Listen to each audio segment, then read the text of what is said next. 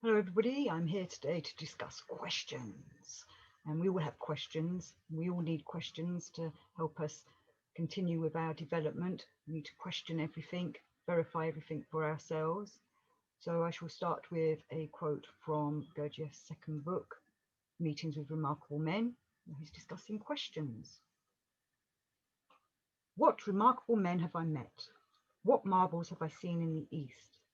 Has man a soul and is it immortal? Is the will of man free? What is life, and why does suffering exist? Do I believe in the occult and spiritualistic sciences? What are hypnotism, magnetism, and telepathy? How did I become interested in these questions? What led me to my system, practiced in the institute bearing my name? And of course, that institute is the Harmonious Development for Man. So hopefully these kind of questions and more have been on your mind throughout your life, and which is what has led you to these kind of studies. Why did you become interested in these questions? That's a really good question just to start with. What brought you to this kind of thinking? What was it that made you suddenly think, what's different with me? Why is life not how it should be? Why is life not real? And these questions hopefully would take you on into looking at yourself and developing yourself and doing your own system, perhaps. Maybe you don't need to follow anybody's particular system. Maybe it's your own system you need to develop.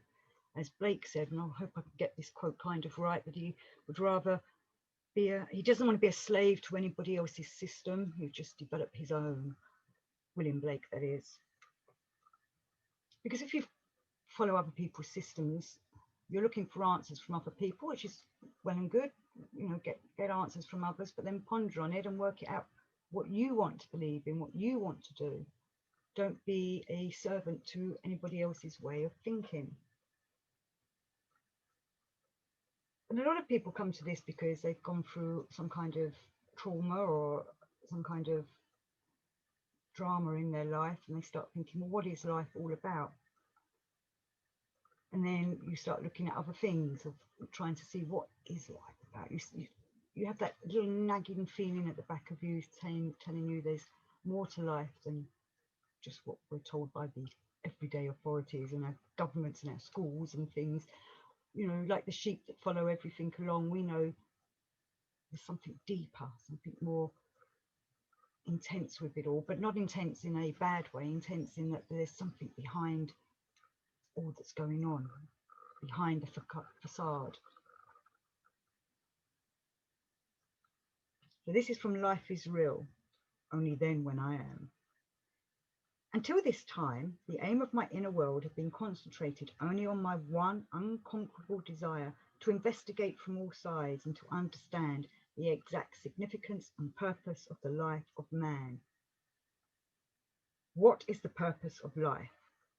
And hopefully those are the questions you're asking yourself. And it's the kind of thing that has been on my mind for a long time. And many others, and we can sit and discuss this with other people and who think about this. I've met many people that seem to think they know the answer. That's great, let them be settled in their views, but I think questions go on forever throughout your life. There is nice to have answers and to get some kind of satisfaction, but then that leads to other questions as you're going along. I find that after pondering on answers for a certain while, other questions pop up into my head as to everything's got a nugget of truth to it, but nothing seems to be the pure truth, the simple truth.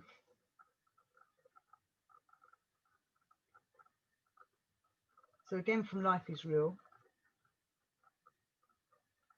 man ought to be directed in respect of regulating the correctness of ordinary life, as well as in respect of giving indications for the worthy justification of the sense and aim of his existence in the process of the actualization of what is foreordained by our common Father. If you several times experience merely the sensation of what I have called the taste of these impulses sacred for man, I am, I can, I wish, you will already be indeed fortunate, because you will then feel the reality of the possibility of sometime acquiring in your presence data for these divine impulses proper only to man. And on these divine impulses, there is based for humanity the entire sense of everything existing in the universe, beginning from the atom and ending with everything existing as a whole. So thinking about these kinds of things makes you start to question everything. And when you start questioning, it starts an energy going in yourself that will accumulate and bring your centers together that will, like I've said in other shows, take you up, once you've got them harmonized, take you to your higher centers where you'll start getting answers and ways of looking at things, and continue with the pondering. Pondering continues forever. So this is again from Meetings with Remarkable Men. From my point of view, he could be called a remarkable man who stands out from those around him by the resourcefulness of his mind, and who knows how to be restrained in the manifestations which proceed from his nature, at the same time conducting himself justly and tolerantly towards the weakness of others. So the thing with questioning, and we start finding answers, we start thinking we know it. We start thinking we know it. The answers, and we can pass it on to other people, which is great to do. It's always good to share information. But then we've got to make sure we don't let our ego take over and make us think that we're the one that knows it all and everybody else is wrong. We need to share the information, listen to others and their information, and especially when they're asking questions and are still trying to formulate their own ideas of what's going on in their beliefs. We need to be there to help each other.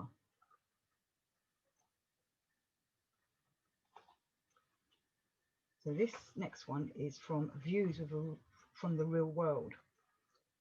But if a man knows how to be sincere with himself, not sincere as the word is usually understood, but mercilessly sincere, then to the question, what are you? He will not expect a comforting reply. I suggest that in order to understand better what I mean, each of you should now ask himself the question, what am I? I am certain that 95% of you will be puzzled by this question and will answer with another one. What do you mean? And this will prove that a man has lived all his life without asking himself this question, has taken for granted as axiomatic that he is something, even something very valuable, something he has never questioned. At the same time, he is unable to explain to another what this something is, unable to convey even an idea of it, for he himself does not know what it is. Is the reason he does not know because, in fact, this something does not exist, but is merely assumed to exist? Is it not strange that people pay so little attention to themselves in the sense of self-knowledge? Is it not strange with what dull complacency they shut their eyes to what they really are and spend their lives in the pleasant conviction that they represent something valuable?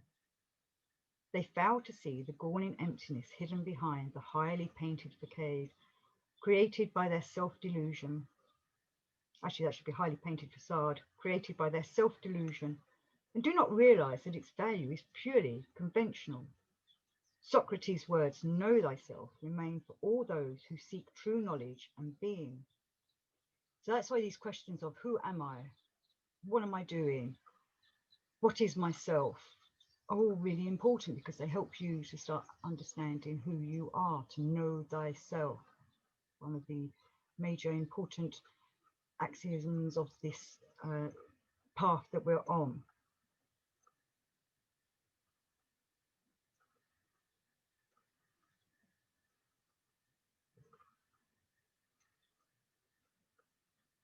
So Araj says, in the essence of a normal man is a biblical hunger and thirst after righteousness, a thirst for objective reason.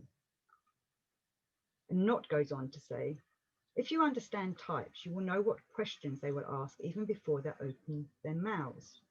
Gurdjieff understood types, hence his extraordinary, almost magical power of seeing into the human psyche.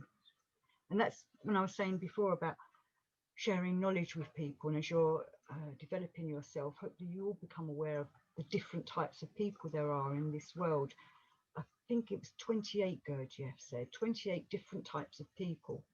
And I'm not saying all these people are the same, but that once you get to see all these different types, you can see where they're coming from or what their motivation is, or just their personalities obviously are also showing what they are.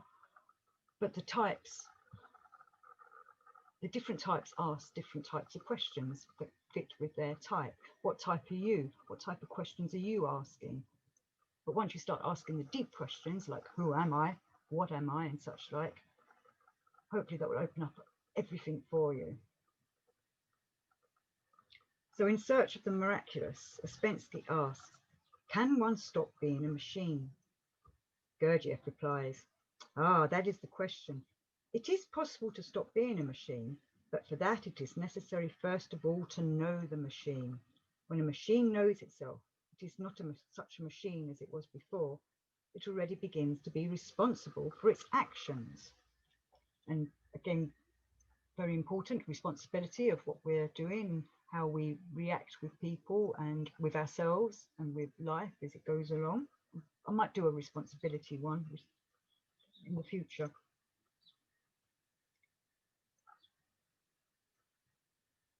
So we've got one from John Godolphin Bennett's quotes from one of his books. Gurdjieff never gave up seeking for the answer to the question why. This gave him a peculiar significance for our present time. More than ever, before we were thrown back upon this question. As time went on, the simple question, why am I alive, took the form of, why is there life on Earth? Why is this life on Earth? What is human life? What is its significance? And what is it for? And Gurdjieff would go on to say that we're here to help work towards his endlessness, the divine source, the remorse of his endlessness. And many religions and mysteries look at this kind of thing. Like if we looked at the Gurdjieff, the Jewish Kabbalah, it discusses that the whole universe is Adam Kadmon and that we're here as a cell inside Adam Kadmon going forth to work with the God, the divine God, the God of all. And I'd like to think that if I'm in that body of Adam Kadmon, I'd like to be a good germ, strange word to use in these times, 2020, 2021. You know, we're like a germ inside that body, or that maybe an atom inside that body. And it's how we use ourselves, how we work on ourselves, that develop energy to give back to the divine source. So if we're developing ourselves, hopefully we're doing positive and good, righteous things. But if we're not, we're living in a world of negativity and domination, for example. I don't know, you know what I mean with negativity and not being spiritual. And it's kind of like being a bad germ inside that Adam Kadmon's body, or whatever the universe is that's going back to God. It's all about the involutionary and the evolutionary, and we're trying to give back, which is the evolutionary path back to the divine source. And the right thing to do would be to develop oneself to be able to give back good evolution vibrations, good vibrations, rather than negative ones.